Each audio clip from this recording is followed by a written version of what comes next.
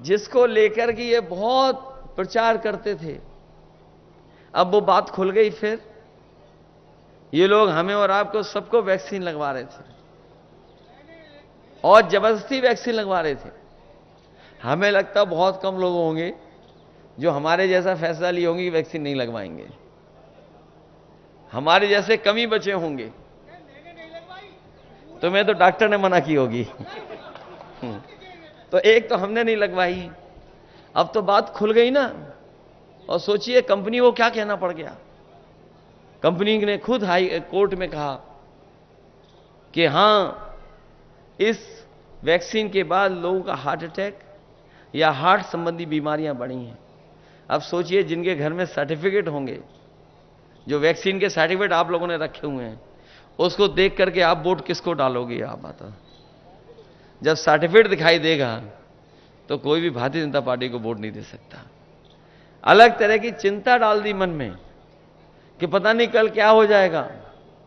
तभी तो क्या कहते थे कि अफसर ढूंढना चाहिए, कोई नारा दिया था उस समय उन्होंने। तो सोचिए क्या अफसर ढूंढा उन्होंने कि वैक्सीन वालों से भी इन्होंने चंदा वसूल लिया।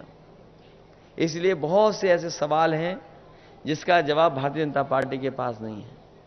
लेकिन सबसे बड़ा सवाल जनता के बीच में यही है कि ये संविधान बदल देंगे और संविधान बदलने के बाद हमारे अब के अधिकार छिन जाएंगे।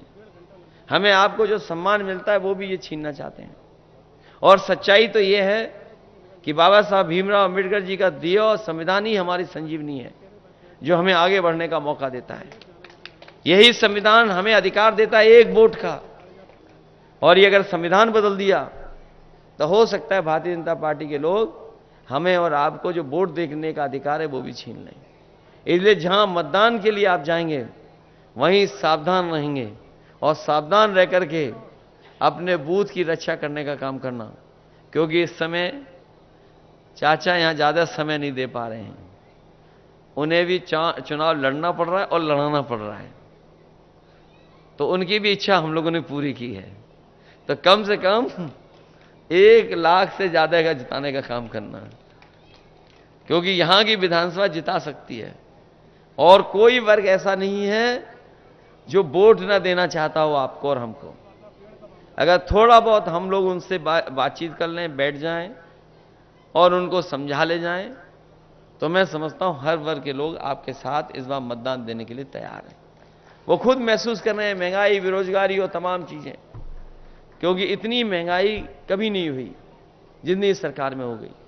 जब आज हम और आप लोग 1 मई को है, ये हमारे मजदूर भाई जानते होंगे, आज का दिन पूरी दुनिया में याद करता है मजदूरों को, तमाम उन लोगों को याद करता है जिनका योगदान है काम कर करके समाज और देश को आगे बढ़ाने के लिए।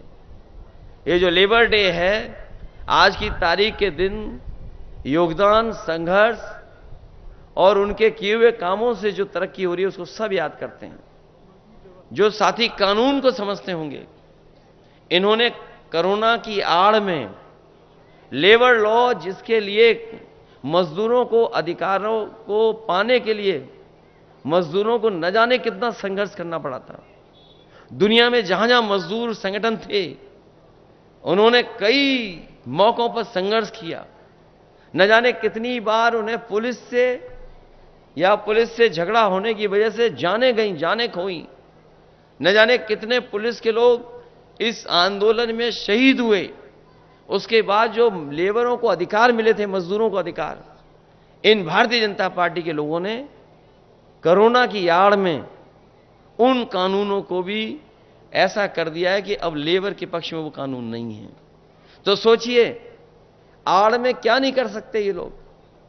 इन्होंने छिप करके हमारे तमाम मजदूरों को जो कई 100 वर्षों के संघर्ष के बाद जो अधिकार मिले थे, जो उन अधिकारों को छीनने भी काम किया है। इसलिए इनसे सावधान रह करके इन भारतीय जनता पार्टी को हटाने का काम करना। जो पहले और दूसरे चरण के वोट पड़े हैं, उस चरणों में भारतीय जनता पार्टी और उनके सहयोगी लोग बहुत पीछे छूट गए हैं। पीछे छूट गए इसीलिए उन्होंने अपना 400 पार का नारा बदल दिया। न केवल नारा बदला है, बल्कि उनके भाषणों में आप देखो क्या भाषा का इस्तेमाल हो रहा है। जो भाषा बोली जा रही है वो लोकतंत्र में कोई स्वीकार नहीं कर सकता।